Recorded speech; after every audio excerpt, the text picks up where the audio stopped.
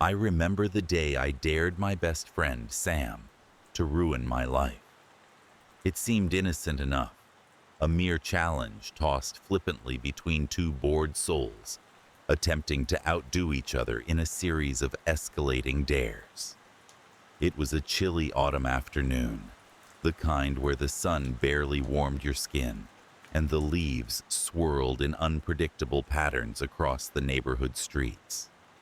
We were sitting on the cracked steps of the old park pavilion, an area long abandoned by the city and its residents, save for the occasional wanderer or curious teenager. Our bond had been forged over years of shared secrets, whispered confessions, and the laughter of long summer nights. We were inseparable, or so I thought. "Come on, I dare you," I said, grinning as I leaned back on my elbows, feeling the rough concrete scrape against my jacket. Sam's eyes, usually so bright and mischievous, seemed to darken momentarily as he considered my challenge. It was a game we played often, daring each other to do stupid things, harmless pranks or benign acts of defiance. But life had grown mundane, and the stakes needed raising. "I dare you to try and ruin my life," I repeated, thinking it a silly notion, something that could never truly happen. He laughed then, the sound echoing in the quiet park.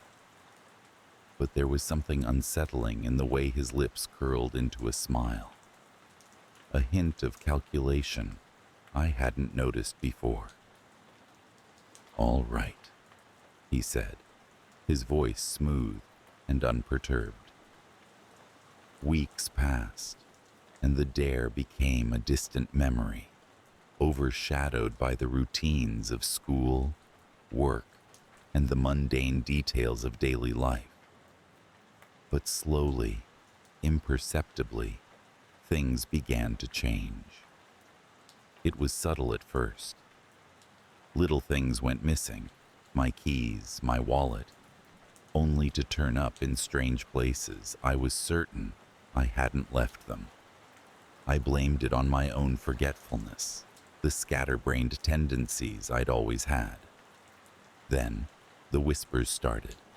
People I'd known for years would look at me differently, their eyes lingering just a bit too long, their conversations halting as I approached. Rumors of things I'd supposedly said or done in drunken stupors, moments I had no memory of, circulated among my friends and colleagues.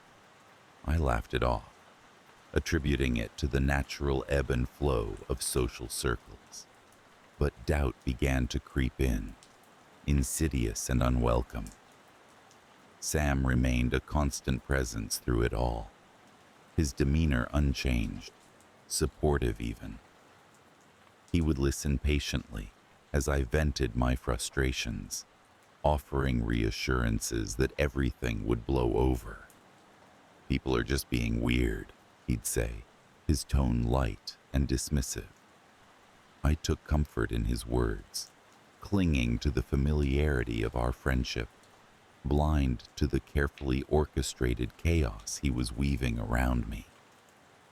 As the weeks turned into months, the disturbances became more pronounced. My boss called me into his office one morning, a grave expression etched across his features. "We've had some complaints," he said, sliding a folder across the desk. Inside were emails sent from my account, laced with inappropriate comments and criticisms of my colleagues. I was stunned, the breath knocked from my lungs as I protested my innocence. "It wasn't me," I insisted, the words tasting bitter and hollow. But there it was, irrefutable proof of my supposed misconduct. I was given a warning, a notice that should anything else occur, I would be terminated. I left the office in a daze, my mind racing as I tried to piece together how this could have happened. I changed my passwords, increased my security settings, convinced that some malicious hacker must have been behind it.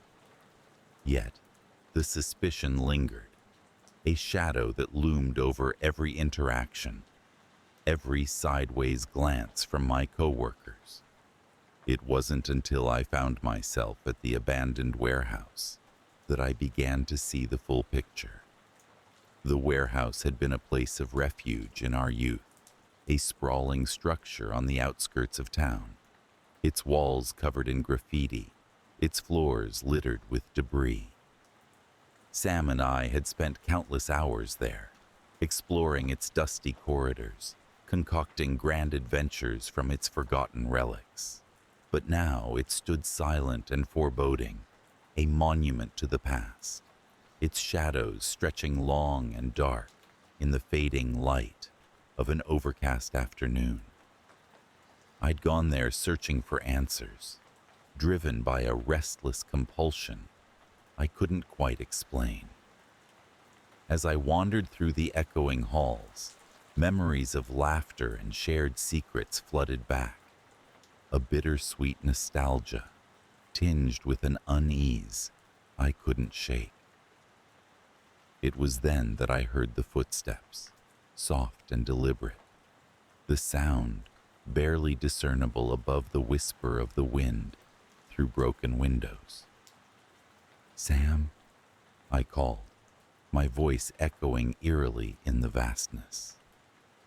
There was a pause, a moment of breathless anticipation before he emerged from the shadows, his expression unreadable. "I knew you'd come," he said quietly, as though it were the most natural thing in the world. "Why?" I asked, the single word laden with the weight of all my confusion and betrayal. He smiled then, a slow, deliberate curve of his lips that chilled me to the core. "You dared me," he replied simply, as though that explained everything, as though that absolved him of the chaos he had inflicted. A chill ran through me, the realization settling like a stone in the pit of my stomach. He had been behind it all, the missing items, the rumors, the emails, every piece of my carefully constructed life, slowly dismantled by his hand. "But why, Sam? We're friends." He shrugged, a casual motion that belied the intensity in his eyes. "Because I could," he said, the words so matter-of-fact that it took a moment for their full implication to sink in. "You wanted excitement, something out of the ordinary. I gave it to you." Anger flared within me, a hot, consuming fire that quickly gave way to a chilling sense of helplessness. "You call this excitement?" I asked, gesturing to the emptiness around us, to the shell of my former life. "You've always underestimated me," he replied, a hint of bitterness creeping into his tone. "But now you see. I can shape your world, twist it, until you don't recognize it anymore." His words hung in the air, heavy with the truth I'd been unwilling to see. I'd underestimated him, dismissed his cunning and intelligence, content in the belief that our friendship was unbreakable. But here we were, standing amidst the ruins of our past, a chasm of deceit and betrayal stretching between us. "What now?" I asked, my voice barely audible above the roaring silence. He stepped closer, his presence overwhelming, a magnetic force that compelled and repelled in equal measure. "Now, you decide," he said softly, his eyes locked onto mine. "Do you fight back, or do you let me win?" I stood there, caught in a web of my own making, the architect of my own downfall. The dare had been a jest, a careless challenge to a friend I thought I knew. But Sam had seen it for what it truly was, an opportunity, and he had taken it with both hands, molding it into something that exceeded my darkest imaginings. In the days and weeks that followed, I tried to rebuild, piecing together the fragments of my life with trembling hands. Sam remained a constant presence, an enigmatic figure on the periphery, watching with an intensity that unnerved and unsettled. But he never interfered further, content to let me navigate the mess he had created. I learned to be wary, to second-guess every decision, every interaction, the specter of his influence always looming. Trust became a fragile, elusive thing, a distant memory I clung to even as it slipped through my grasping fingers. And though I vowed to never let anyone wield such power over me again, the fear remained, a lingering shadow that followed me relentlessly. Sometimes I would find myself back at the warehouse, standing amidst the echoes of my past, yearning for the simplicity of what once was. But innocence, once lost, can never be reclaimed. The dare had been fulfilled, and with it came the understanding that some doors, once opened, can never be closed. I still see Sam from time to time, a ghost from a life that no longer feels like my own. His smile remains unchanged, warm and inviting, a facade that belies the depths beneath. But I know better now. I know that beneath his charm lies a mind capable of unspeakable manipulation, a mind that had once thrived on the challenge of my destruction. In an odd way, I suppose I should thank him. He showed me the fragility of trust, the ease with which it can be twisted and torn. He taught me to be cautious, to guard my heart and mind against the subtle machinations of those who would do me harm. But the cost was high, and the innocence of my youth lies buried beneath the weight of his betrayal. The warehouse stands as a testament to my folly, a silent witness to the dare that changed everything. I no longer visit it as often, the memories too painful, the echoes too loud in the quiet of my thoughts. But it remains, a constant reminder of the power of words, the peril of careless challenges in the hands of those we think we know. And so I continue on, navigating the uncertain waters of a world forever altered by a single, seemingly harmless dare. Sam succeeded in his challenge, but I am left with the pieces, the shards of a life I must rebuild, one careful step at a time. And though the fear lingers, I carry with me the knowledge that I will never make the same mistake again. It started as a foolish dare on an unremarkable autumn afternoon, the sky grayed by a reluctant sun that barely pierced the dense canopy of clouds. I was sitting across from my best friend, Samuel, at a weathered picnic table in the park of the small town we both called home. There was nothing particularly special about our town, just a collection of modest houses, a grocery store that closed too early, and streets that echoed with the silence of the mundane. We were on the cusp of turning 20, just young enough to feel invincible, yet old enough to know that feeling was a lie. Perhaps it was the boredom that led me to propose the dare. Or maybe it was the subtle, unspoken competition that had always simmered beneath the surface of our friendship, like a dark current in an otherwise placid lake.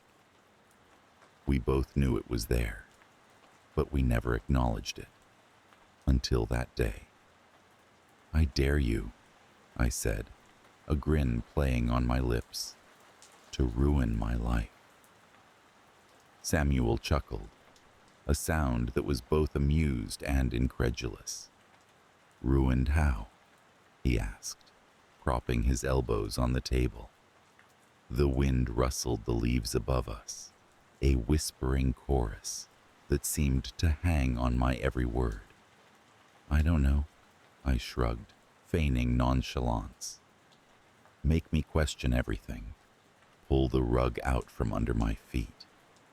You know, really make me regret ever daring you." His eyes narrowed slightly, the gleam of a challenge lighting up his expression. "You sure about that?"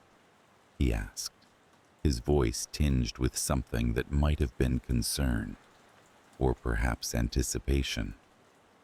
"Absolutely," I replied, returning his gaze with unflinching confidence. The moment passed with a lingering sense of foreboding, one I dismissed too easily, as youth often does. At first, nothing happened. Days slipped into weeks, and our lives unfurled in their predictable monotony.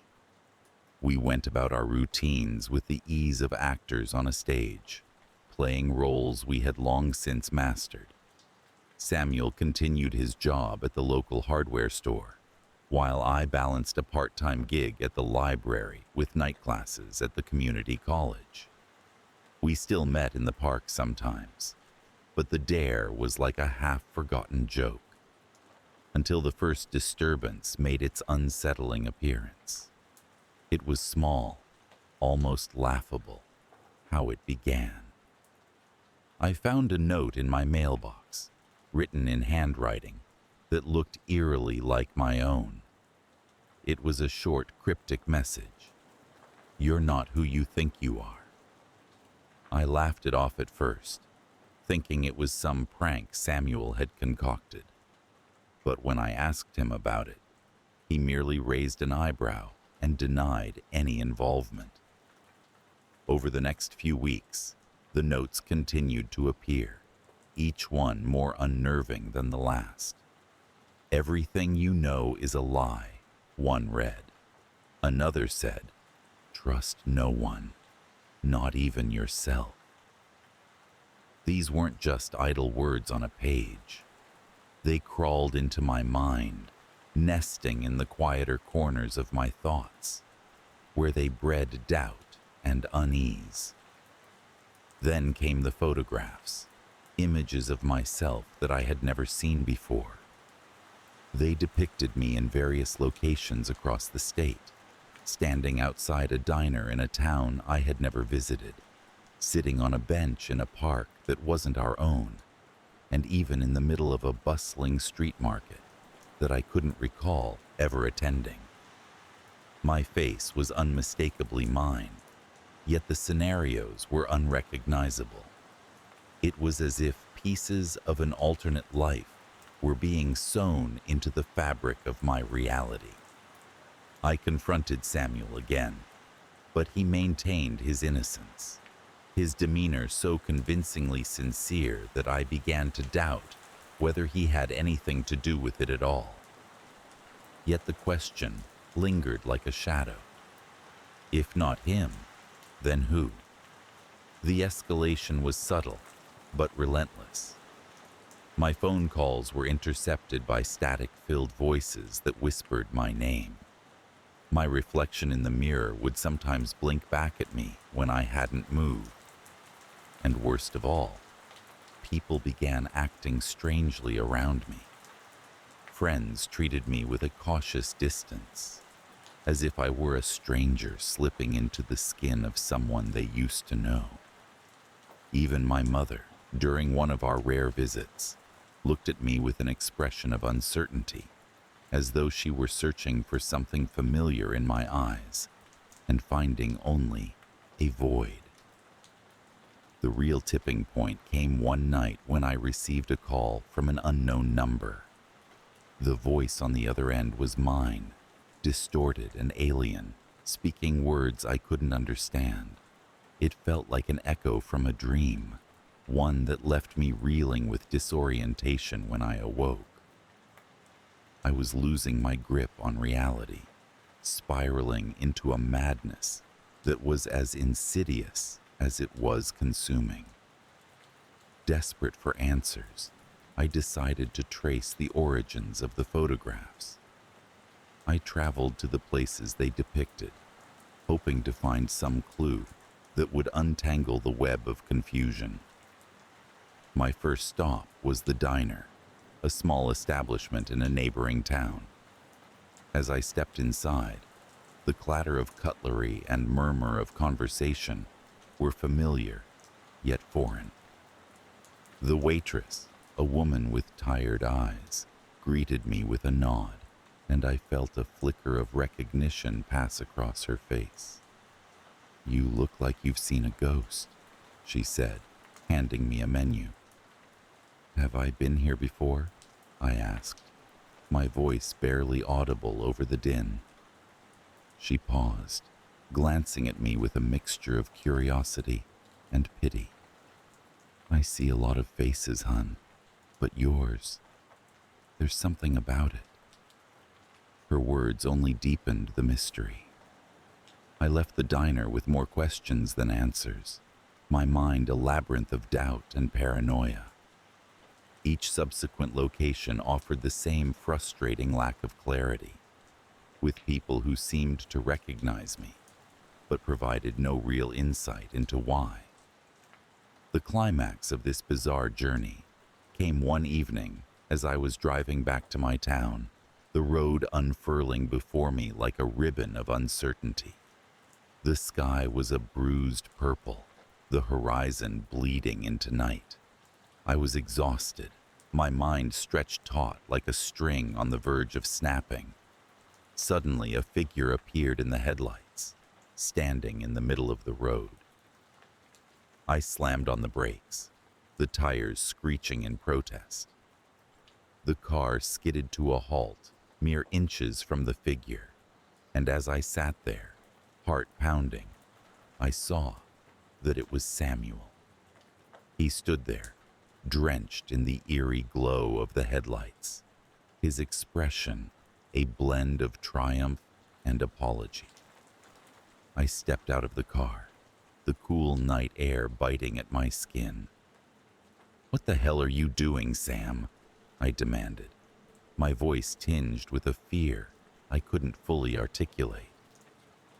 He smiled then, a weary, almost resigned smile. "I did it, didn't I? I ruined your life." Words failed me. The enormity of what had transpired settled over me like a shroud. He had orchestrated everything, from the notes to the photographs, the voices and the reflections. It had all been an elaborate game, a manipulation of reality so deftly executed that I had been unable to discern the boundary between truth and illusion. "Why?" I asked, struggling to comprehend the depth of his betrayal. "Because you dared me," he replied simply, as if that were reason enough. In that moment, I understood the truth of our friendship. The competition that had simmered beneath the surface had finally boiled over, consuming us both. I realized that he had needed to prove something, not just to me, but to himself, and in doing so, he had unraveled the very fabric of my existence. We stood there in silence, two silhouettes against the darkness, bound by a history that now seemed irreparably tainted.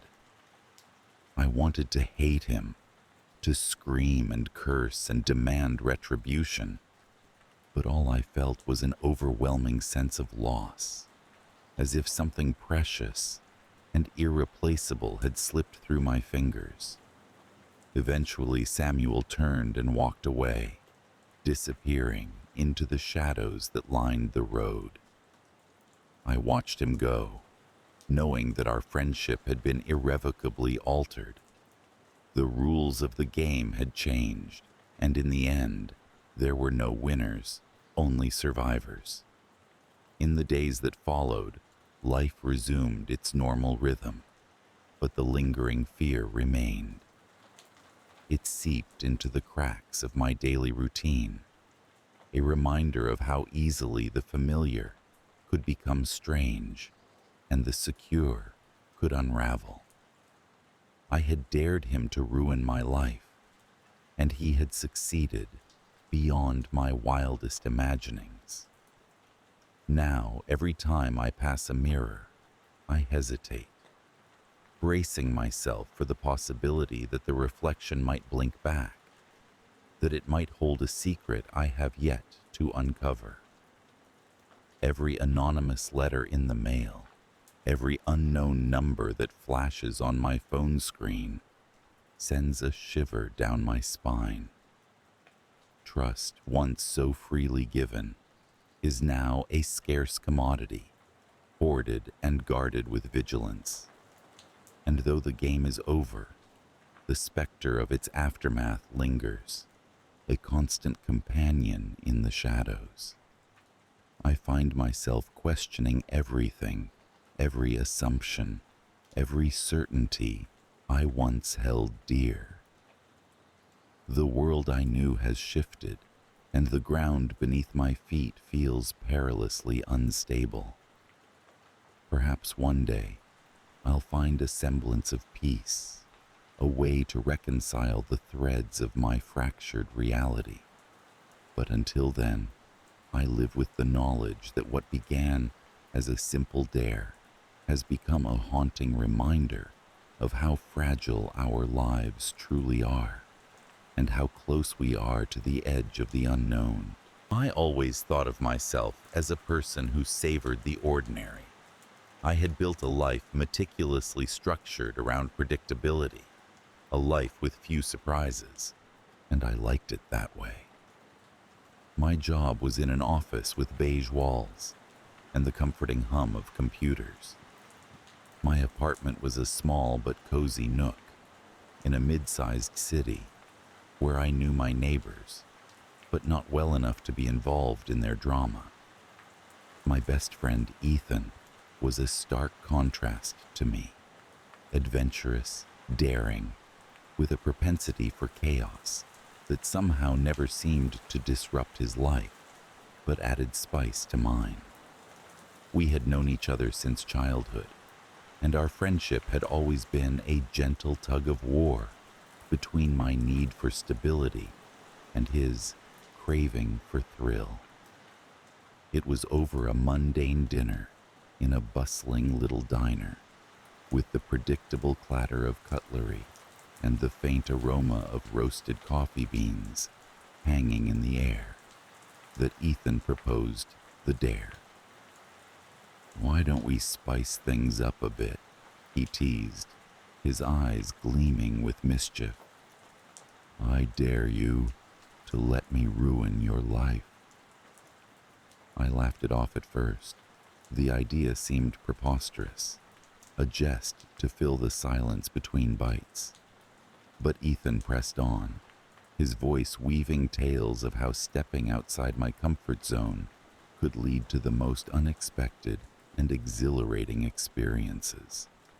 In hindsight, I should have known better than to underestimate Ethan's flair for the dramatic. The first few days after accepting the dare, nothing happened. Life continued its rhythmic, predictable pattern. I was almost convinced Ethan had forgotten our agreement, and I chided myself for ever believing he would invest time in such a benign prank.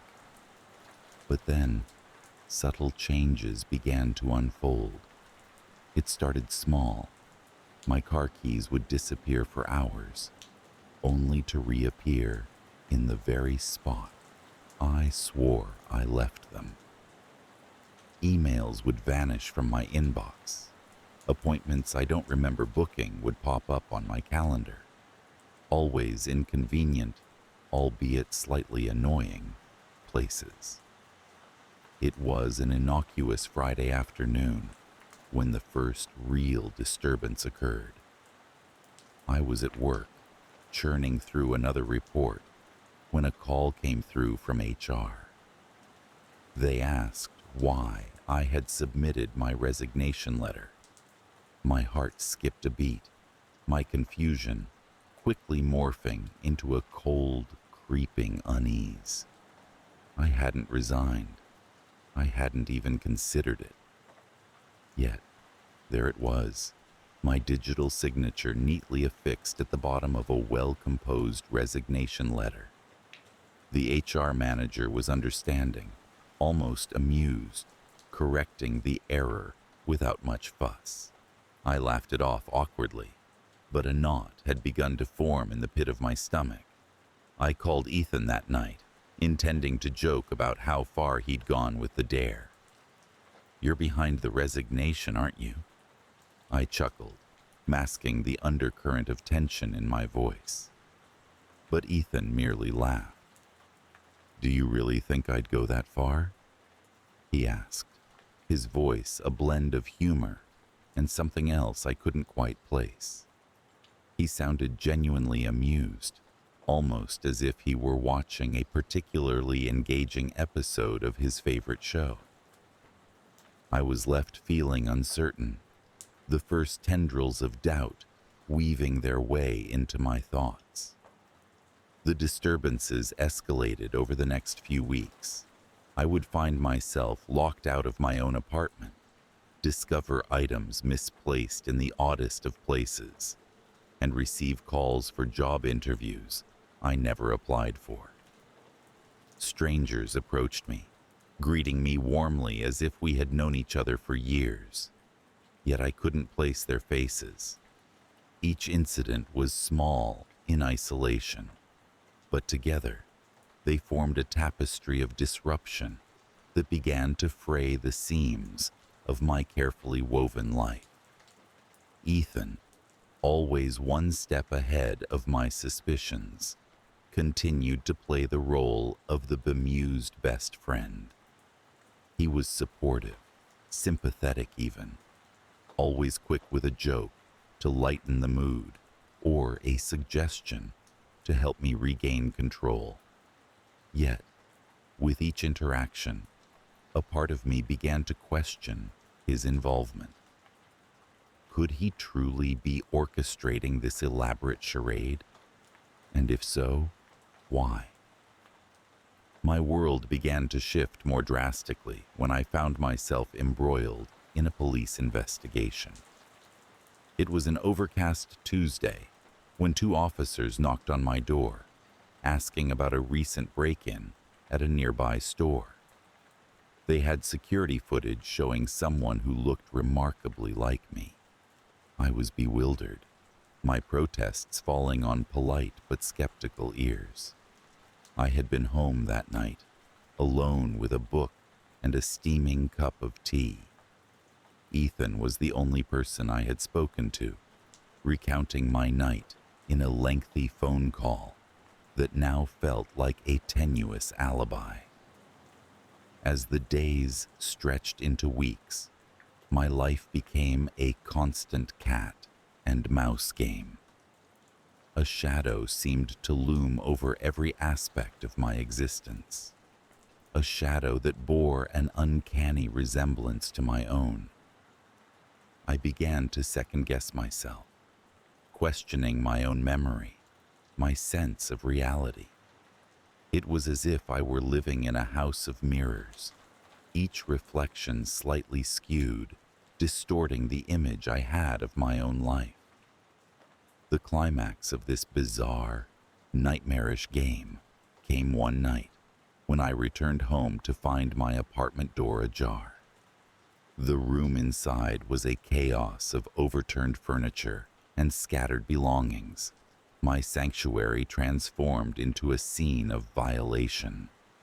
Amidst the mess, a single piece of paper lay on the coffee table, stark against the otherwise disorderly environment.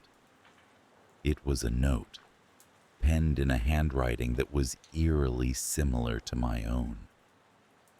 "This is what you wanted, isn't it?" it read. In that moment, everything crystallized.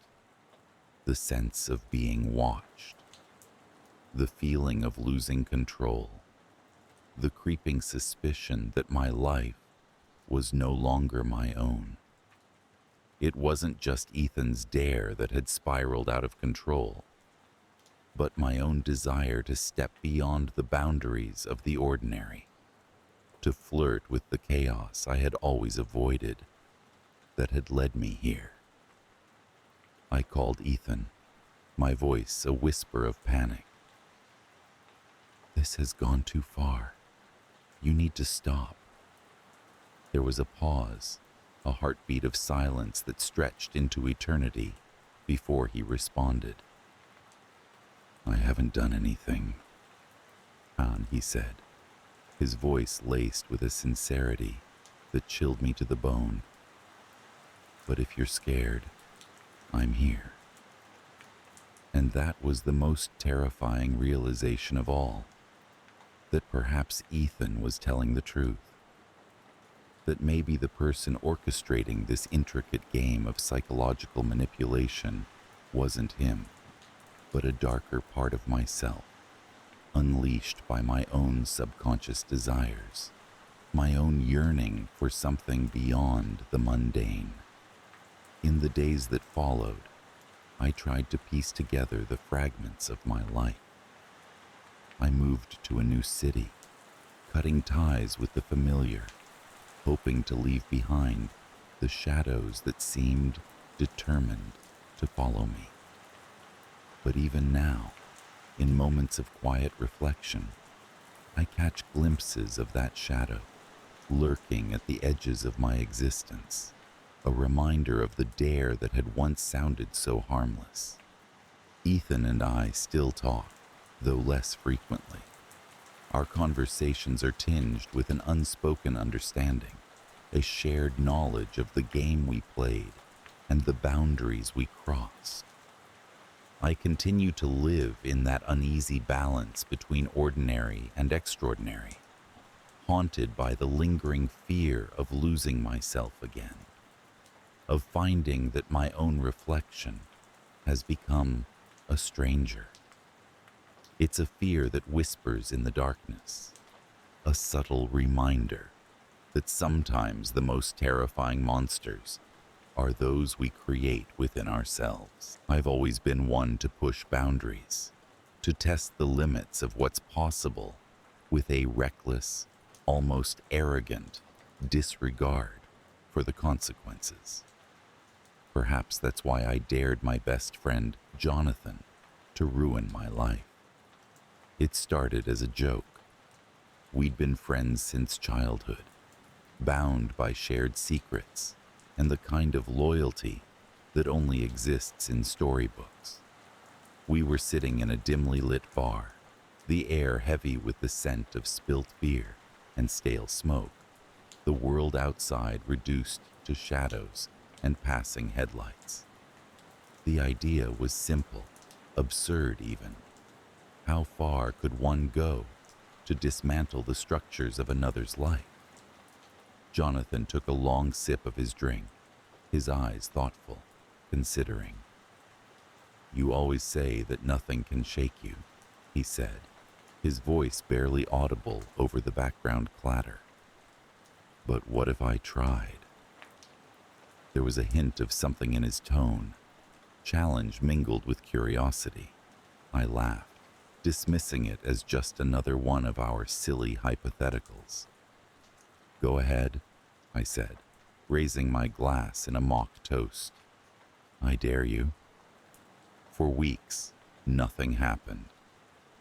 Life continued in its predictable pattern. Work filled my days, a repetitive cycle of meetings and paperwork, punctuated by the occasional night out or weekend adventure. Jonathan and I saw each other often, sharing stories and dreams in the comforting embrace of familiarity. I had almost forgotten about the dare, relegating it to the dusty corners of my mind where all idle thoughts eventually settle.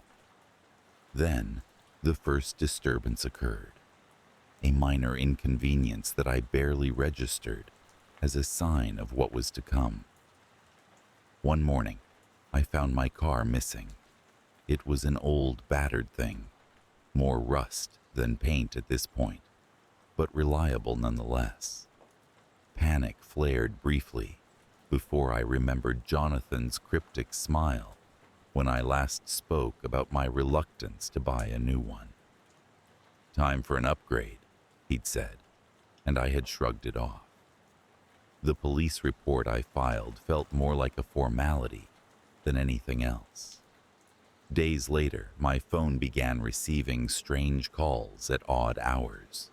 There was never anyone on the other end, just silence broken occasionally by a soft, distant rustling. It unsettled me, but I dismissed it as a prank, the kind of juvenile tricks kids play when they discover they can make anonymous calls. I mentioned it to Jonathan over drinks. He listened, nodding with an expression of mild interest, offering no solutions or advice. His lack of concern was comforting, normalizing the unnerving events until I barely thought about them. But as these disturbances escalated, the sense of normalcy began to fray. My emails were hacked, my social media accounts filled with strange, cryptic messages.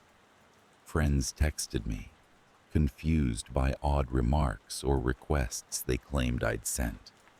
I found myself surveilled in a way that felt both intimate and invasive, as if someone had slipped beneath my skin and peered out through my eyes. I confronted Jonathan one evening, half laughing, half serious. "Is this you? You said you'd try to ruin my life." He met my gaze with an enigmatic smile. "You told me to," he replied simply, and then changed the subject. His ambiguity was infuriating, yet part of me admired his commitment to our game. Still, I felt a chill at the thought that my oldest friend could orchestrate this chaos with such precision. Then came the climax, the moment where the thin veneer of control shattered entirely. It was a quiet evening, the sky a deep blue that stretched endlessly into the horizon. I was driving down a familiar road that cut through the forest, the dense canopy above filtering the fading light into long, clawing shadows.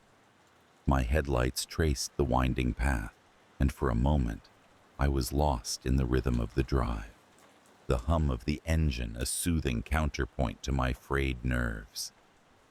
But then I saw it, a figure stepping out from the trees, illuminated briefly in the piercing beam of my lights. I slammed on the brakes, the car skidding to a halt, heart hammering in my chest. Jonathan walked toward me, calm and composed, as if this were the most natural thing in the world. He opened the passenger door and slid in, his face unreadable. "You're ruining my life," I said breathlessly, the words tumbling out in a rush. "You're actually doing it." He turned to me with a slow, deliberate smile. "No, you're ruining it yourself. I'm just showing you how easy it is." His gaze was steady, unwavering, and I felt a tremor of fear beneath the surface of my anger. We drove in silence, the tension between us a palpable force. I knew this road, and yet it seemed different, each twist and turn unfamiliar, as if seen through new eyes. The trees closed in around us, an impenetrable wall of darkness, and the night air was thick with the promise of rain. Jonathan's revelations came in quiet, measured tones. He spoke of the vulnerabilities I'd exposed, the careless ease with which I'd entrusted him with the keys to my existence. Each word was a carefully placed brick in the growing edifice of my paranoia, until I felt the weight of it suffocating me. The realization that I was complicit in my own downfall, that I'd handed him the tools to dismantle my life, gnawed at me with relentless persistence. When we finally reached the end of the road, he got out without another word, disappearing into the shadows, leaving me alone with the echoes of his accusations. I sat there, the engine idling, the forest silent once more. I could feel the boundaries of my reality shifting, the ground beneath my feet as uncertain as my thoughts. I knew that I would not see Jonathan again, not in the way I had before. In the days that followed, I tried to reclaim my life, to piece together the remnants of my former certainty. But Jonathan had been right. It was too easy to unravel the fabric of what I had taken for granted. My job slipped away, my relationship strained under the weight of suspicion and doubt. Even the familiar comforts of my home felt illusory, as if reality had become a fragile construct, awaiting the slightest pressure to crumble. The lingering fear is the worst part. The sense that at any moment, everything could fall apart again. I find myself questioning every interaction, every gesture. How much of my life is still within my control, and how much is influenced by the invisible hand of an absent friend? I wonder if I am still playing his game, or if it has become my own, an endless cycle of self-destruction. Each day, I drive that same forest road, half expecting to see him step from the shadows once more. The fear that he will and the fear that he won't are equally potent, binding me to the path I set in motion with a careless dare. And so, I am left with this haunting realization. I dared my best friend to ruin my life, but in doing so, I gave him the power to show me that it was never truly mine. The day began like any other. The gentle hum of the coffee maker filled the air as I, Xander, sat in my cozy kitchen, the morning light filtering through the blinds. The familiar scent of freshly brewed coffee promised a day of routine and simplicity, a day just like the hundreds before it. I had always found comfort in the predictability of my life, my job, my friends, my solitary evenings spent reading in the quiet of my apartment. It was a Saturday, and as was tradition, my best friend, Kyle, would soon arrive. We shared a peculiar bond, one that had weathered the storms of adolescence and transitioned into adulthood with surprising resilience. Our friendship had a playful edge, often fueled by mutual dares and challenges that we dared to propose to each other, mostly out of boredom or a shared desire to escape the mundane. When Kyle arrived, the conversation flowed with ease. We joked, reminisced, and inwardly marveled at how our lives had settled into such routine patterns. In one of those moments where the air felt thick with nostalgia and yearning for the slightest disruption to the monotony, I proposed a dare.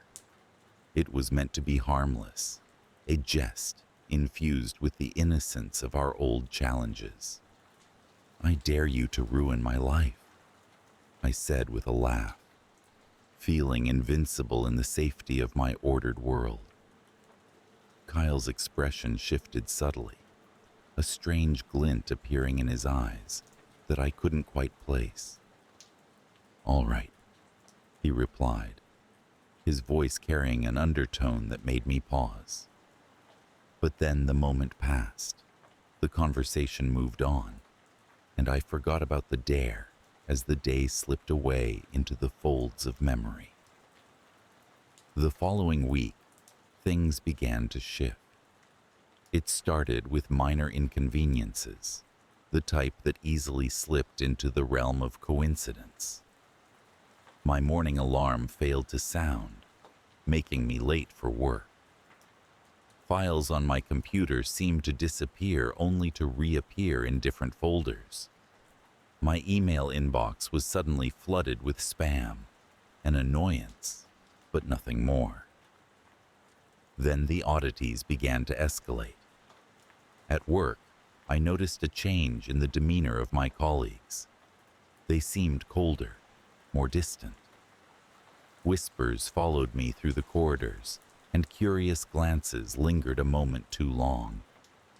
I shrugged it off, attributing it to office politics, or perhaps my own imagination running wild on a slow day.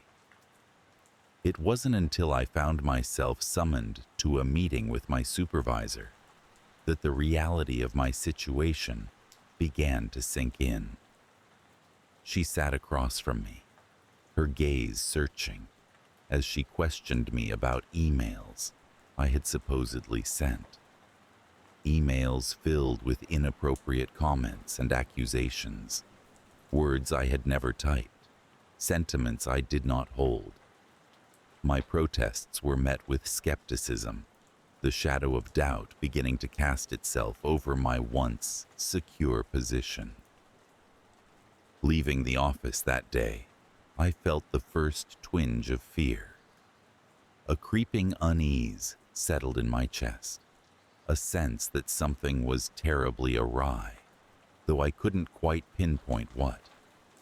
That night, I tried calling Kyle, but his phone went straight to voicemail. A part of me wondered if he was involved, but I dismissed the thought as paranoia. Kyle was my friend, my confidant, someone who had always been there, standing by my side. The disturbances continued.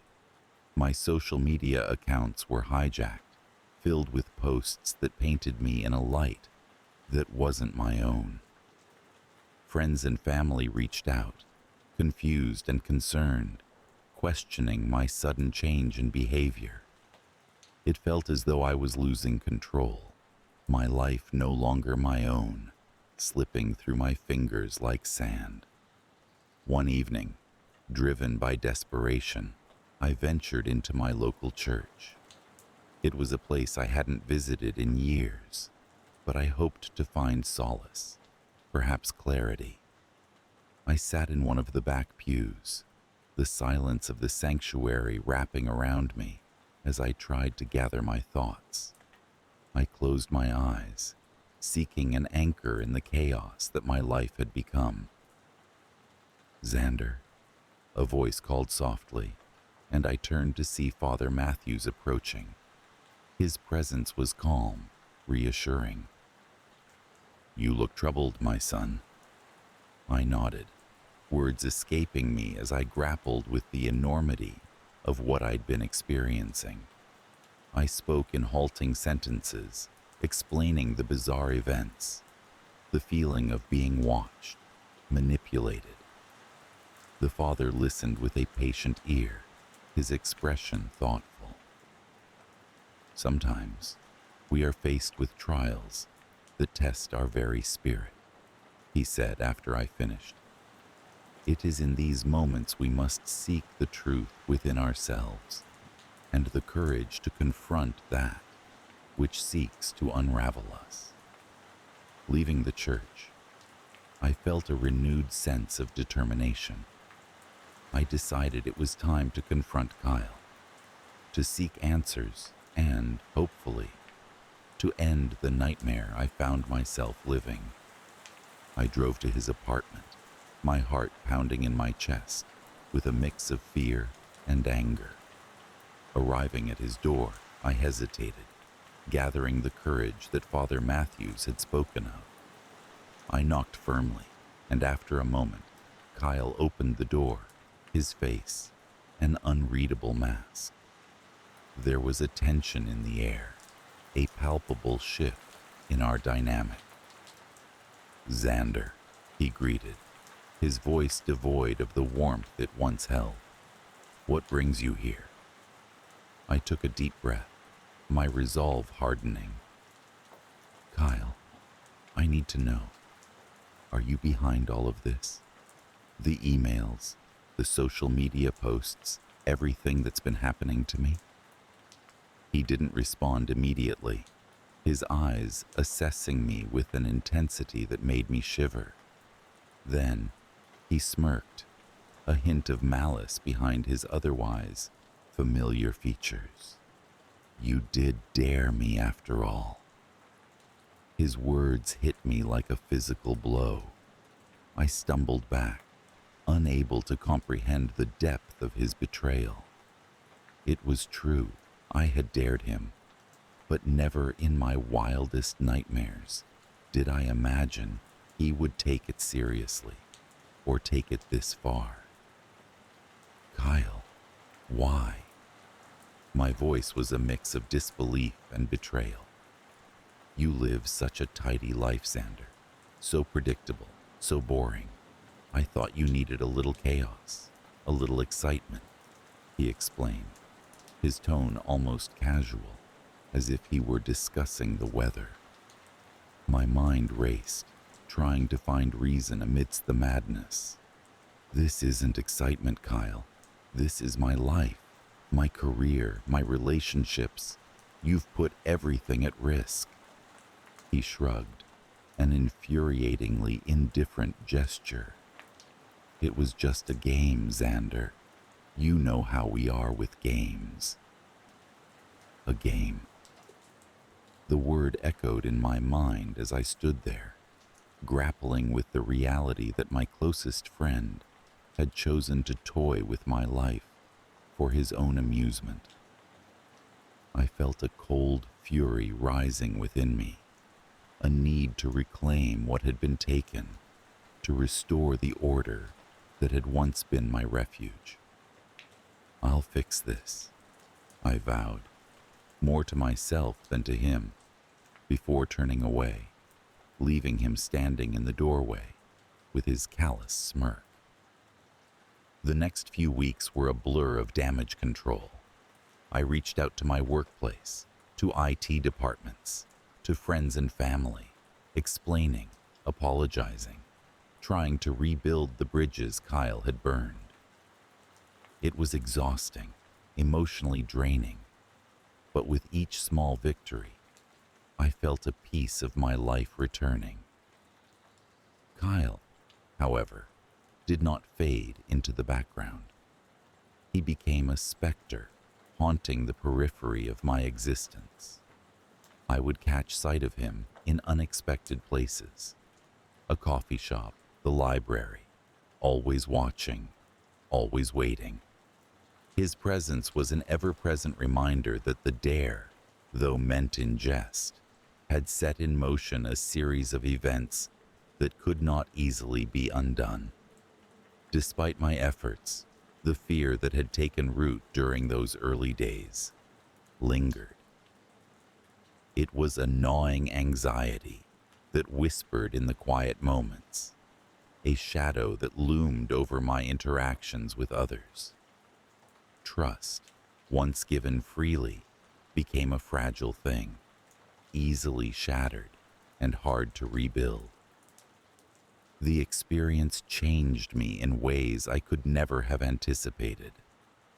My life, once so neatly ordered, was now a tapestry of caution and vigilance. I learned to navigate the world with a wary eye, to question the intentions of those around me, to protect myself from the whims of those who might seek to exploit my vulnerabilities. In the end, Kyle's dare had succeeded in its own twisted way, My life, as I had known it, was irrevocably altered. The chaos he had sown taught me the value of resilience, of standing firm in the face of adversity, even when the source of that adversity is someone you once considered a friend. As the months slipped by and the wounds of betrayal began to heal, I found myself reflecting on the nature of trust and the fragility of the human psyche. In the calm moments, when the world seemed to settle into a semblance of peace, I realized that my life, though scarred, was still my own.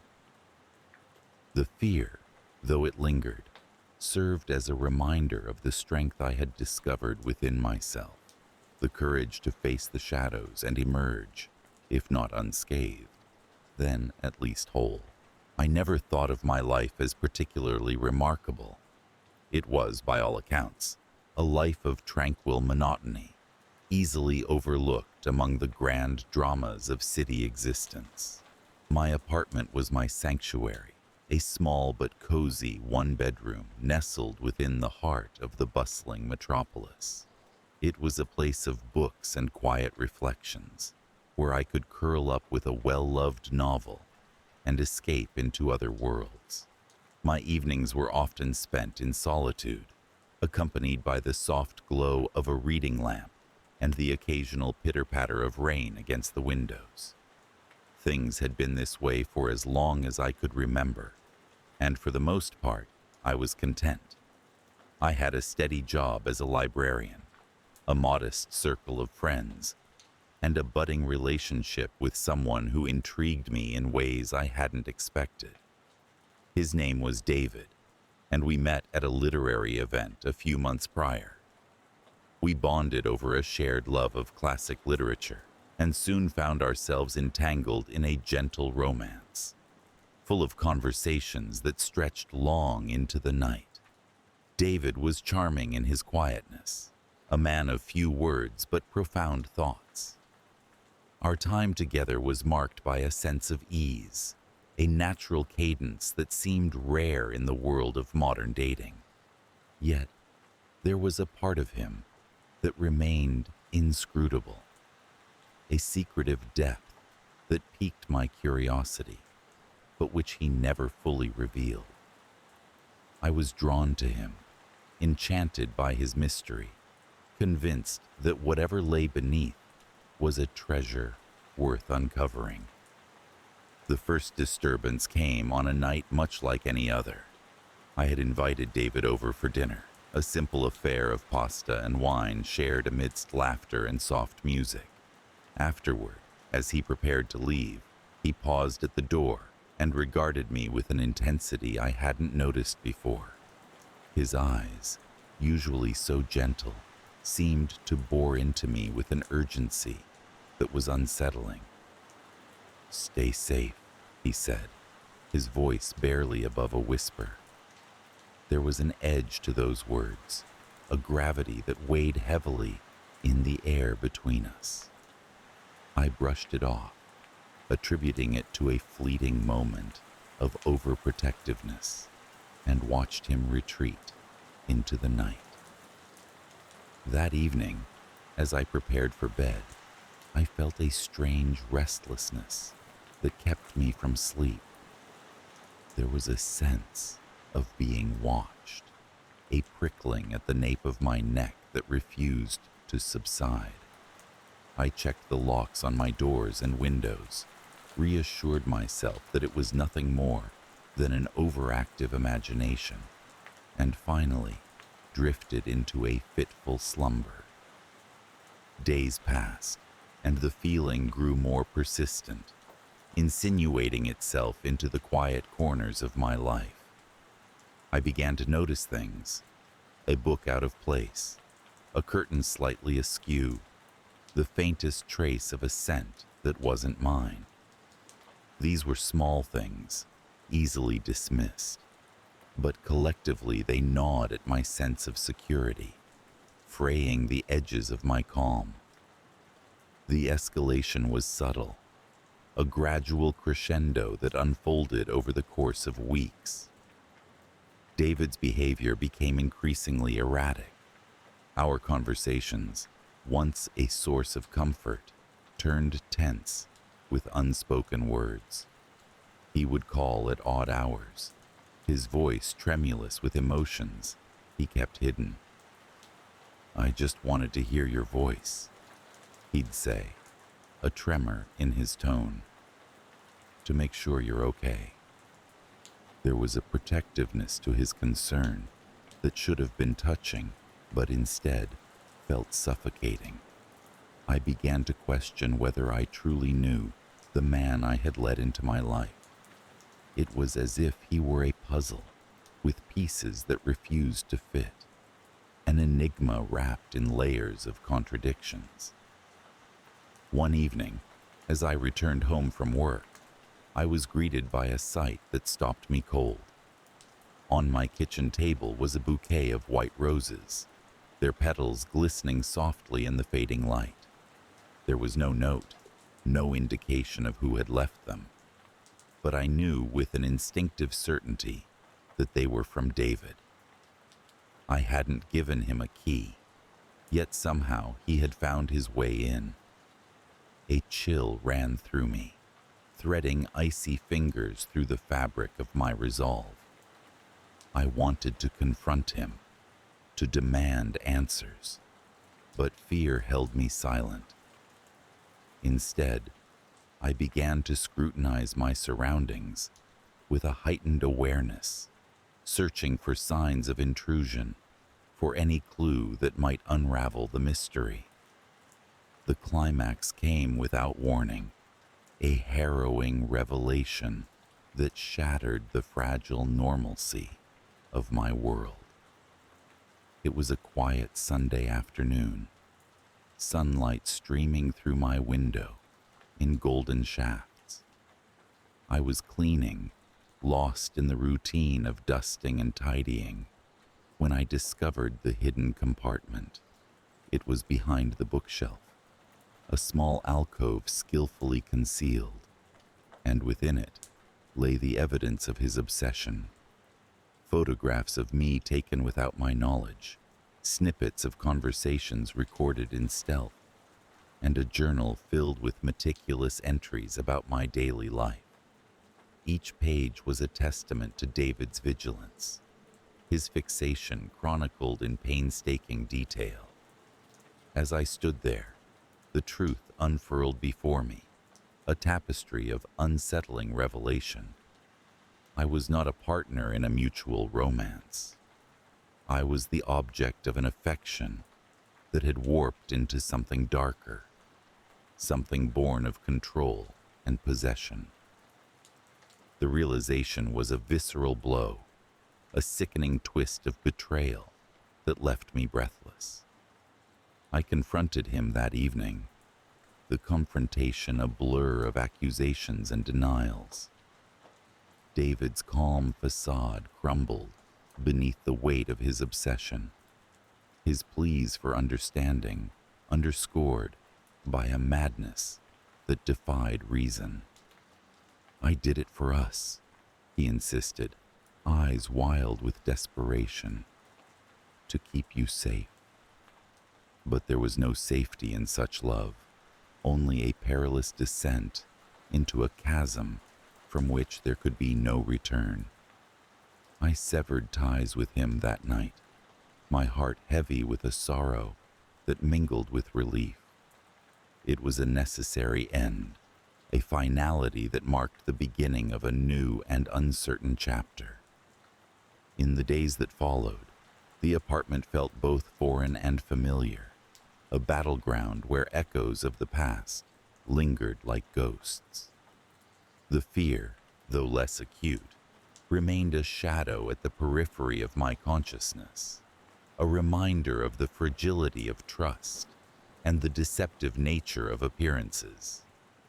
I changed the locks, fortified my routines with vigilance, yet the sense of vulnerability persisted.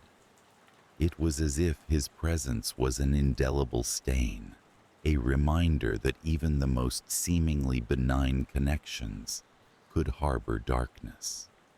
The world, once a place of ordered simplicity, now seemed rife with hidden threats, with truths buried beneath layers of deceit.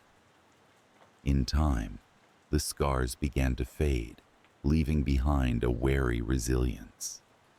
I learned to navigate the complexities of human connections with a cautious heart, to cherish the sanctity of my solitude while embracing the possibilities that life continued to offer.